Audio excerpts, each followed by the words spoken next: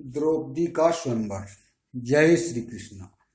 वैशंपायन जी कहते हैं, जन्मेजय, जब नर रतन पांडव अपनी माता के साथ राजा द्रुपद के श्रेष्ठ देश उनकी पुत्री द्रौपदी और उसके स्वयंवर महोत्सव को देखने के लिए रवाना हुए, तब उन्हें मार्ग में एक साथ ही बहुत से ब्राह्मणों के दर्शन हुए। ब्राह्मणों ने पांडवों से पूछा कि आप लोग कहाँ से चलकर किस स्थान को जा रहे हैं। युधिष्ठिर ने उत्तर दिया, पूजनीय ब्राह्मणों, हम सब भाई एक साथ ही रहते हैं और इस समय एक चक्रा नगरी से आ रहे हैं। ब्राह्मणों ने कहा, आप लोग आज ही पांचाल देश के राजा द्रुपद की राजधानी में चलिए, वहाँ स्वयंवर का बहुत बड़ा उत्सव होने वाला है। हम भी वहीं चल रहे हैं, आइए हम लोग साथ साथ चलें। युधिष्ठिर ने उनकी बात स्वीकार कर ली। सब लोग एक साथ ही चलने लगे। कुछ आगे चलने पर उन्हें महर्षि वेद व्यास के भी दर्शन हुए। रास्ते में बहुत से हरे भरे जंगल और खिले कमलों से शोभायमान सरोवर देखते हुए तथा स्थान स्थान पर विश्राम करते हुए सब लोग आगे बढ़ने लगे। साथियों को पांडवों के पवित्र चरित्र, मधुर स्वभाव, मीठी वाणी और स्वाध्यायशीलता से बहुत प्रसन्नता हुई। जब पांडवों ने देखा कि द्रुपद नगर निकट आ गया है और उसकी चारदीवारी स्पष्ट दिख रही है, तब उन्होंने एक कुम्हार के घर डेरा डाल दिया। वे उसके घर रहकर ब्राह्मण के समान भिक्षावृत्ति से अपना जीवन निर्वाह करने लगे। किसी भी नागरिक को यह बात मालूम नहीं हुई कि ये पांडुपुत्र हैं। राजा द्रुपद के मन में इस बात की बड़ी लालसा थी कि मेरी पुत्री द्रौपदी का विवाह किसी न किसी प्रकार अर्जुन के साथ हो, परंतु उन्होंने अपना यह विचार किसी पर प्रकट नहीं किया। अर्जुन को पहचानने के लिए उन्होंने एक ऐसा धनुष बनवाया जो किसी दूसरे से उठ न सके। इसके अतिरिक्त उन्होंने आकाश में एक ऐसा यंत्र टंगवा दिया जो चक्कर काटता रहता था। उसी के ऊपर वेधने का लक्ष्य रखा गया। द्रुपद ने घोषणा कर दी कि जो वीर रतन इस धनुष पर डोरी चढ़ाकर इन सजे हुए बाणों से घूमने वाले यंत्र के छिद्र में से लक्ष्य वेद करेगा, वही मेरी पुत्री को प्राप्त करेगा।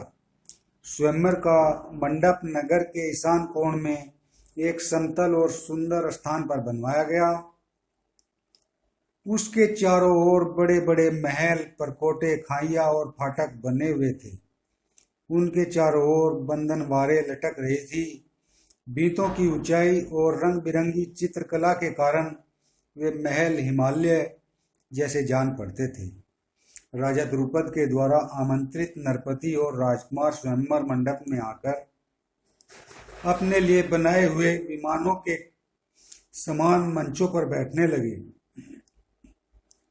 युधिष्ठिर आदि पांडव भी ब्राह्मणों के साथ राजा द्रुपद का वैभव देखते हुए वहां आए और उन्हीं के साथ बैठ गए। वह उत्सव का 16वां दिन था। द्रुपद कुमारी कृष्णा सुंदर वस्त्र और आभूषणों से सज धजकर हाथ में सोने की वरमाला लिए मंद गति से रंगमंडप में आई। धृष्टद्युम्न ने अपनी बहन द्रौपदी के पास खड़े होकर गंभीर, मधुर और प्रिय वाणी से कहा, स्वयंवर के उद्देश्य से समागत नरपतियों और राजकुमारों, आप लोग ध्यान देकर सुने। यह धनुष है, ये बाण है और यह आप लोगों के सामने लक्ष्य है। आप लोग घूमते हुए यंत्र के छिद्र में से अधिक 5 बाणों के द्वारा लक्ष्य वेद कर दे। जो बलवान, रूपवान एवं कुलीन पुरुष यह महान कार्य करेगा, मेरी प्यारी बहन द्रौपदी उसकी अर्धांगिनी बनेगी। मेरी बात कभी झूठी नहीं हो सकती। यह घोषणा करने के अनंतर धृष्टद्युम्न ने द्रौपदी की ओर देखकर कहा, बहन देखो, धृतराष्ट्र के बलवान पुत्र दुर्योधन, दुर्विषह, दुर्मुख, दुष्प्रदर्शन, विविंशति, विकर्ण, दुशासन, युयुत्सु आदि वीरवर कर्ण को साथ लेकर तुम्हारे लिए यहाँ आए हैं। बड़े बड़े यशस्वी और कुलीन नरपति, जिनमें शकुनी, वर्षक, बृहद्बल, आदि प्रधान हैं। स्वयंवर में तुम्हें पाने के लिए यहाँ आए हैं। अश्वत्थामा, भोज, मणिमान, सहदेव, जयसेन, राजा विराट, सुशर्मा, चेकितान, पौंड्रक, वासुदेव, भगदत्त, शल्य, शिशुपाल, जरासंध और बहुत से सुप्रसिद्ध राजा महाराजा यहाँ उपस्थित है। इन पराक्रमी राजाओं में से जो इस लक्ष्य को वेद दे, उसके गले में तुम वरमाला डाल देना। जिस समय धृष्टद्युम्न इस प्रकार सबका परिचय दे रहा था, उसी समय वहां रुद्र, आदित्य, वसु, अश्विनी कुमार, साध्य, मरुद्गण, यमराज और कुबेर आदि देवता भी विमानों द्वारा आकाश में आकर स्थित हुए।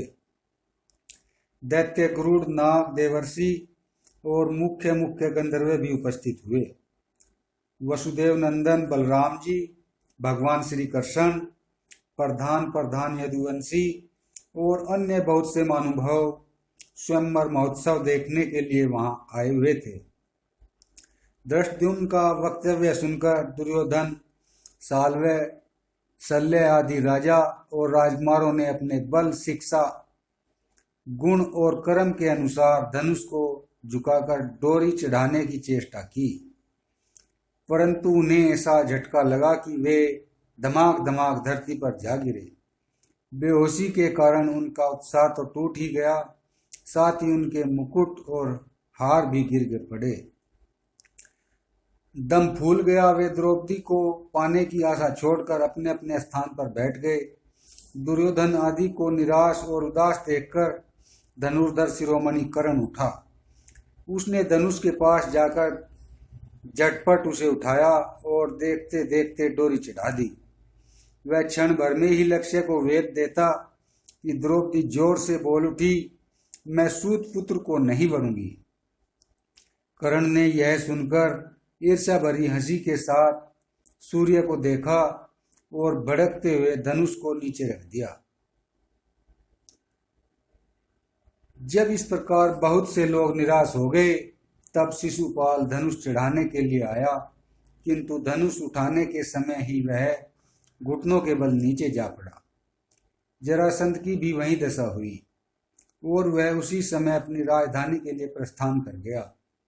मद्र देश के राजा शल्य की भी वही गति हुई जो शिशुपाल की हुई थी। जब इस प्रकार बड़े बड़े प्रभावशाली राजा लक्ष्य वेद न कर सके, सारा समाज सहम गया। लक्ष्य वेद की बातचीत तक बंद हो गई।